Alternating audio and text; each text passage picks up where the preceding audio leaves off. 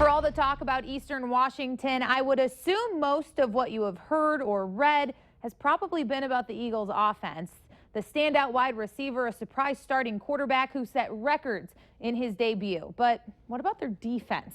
After all, it is defense that wins championships, right?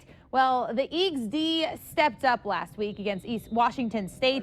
Once they woke up, they would hold WSU scoreless for a 31-minute span from the second to the fourth quarter. They also have a senior defensive end who can get after the quarterback. But what their head coach, Bo Baldwin, is most concerned with for his defense is how the Bison line up.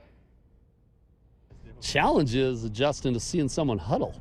It used to be, oh, we're going to shock them with this no huddle. Nowadays, you shock kids when they see a huddle. They look over, they go, what's that? It's a huddle. Or if someone gets under center, what's that? It's old school in the huddle, and it might be old school in some of the time of possession, but it isn't with some of the shifts, motions, and formations they line up in. It's not just line up, here we are, and we're running, power. It's they're lining up, and they're getting shifts, and they're getting motions, and they're getting different spots.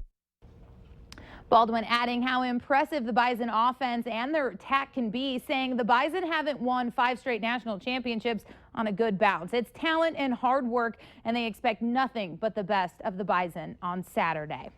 Well, join us on KVLY this weekend as the Bison host Eastern Washington on Saturday at 2:30. Our coverage kicks off at 1:30 with the Farmers Union Insurance Bison football pregame show. Don't forget to get your questions in to Ryan Gellner using hashtag AskGellner. Him and Alex Egan will break down the matchup and get you ready for the 2:30 kickoff when Brian Shawn, Lee Timmerman, and myself will join you from the Dome for this top 10 matchup statewide on the KVLY and KFYR Bison Network.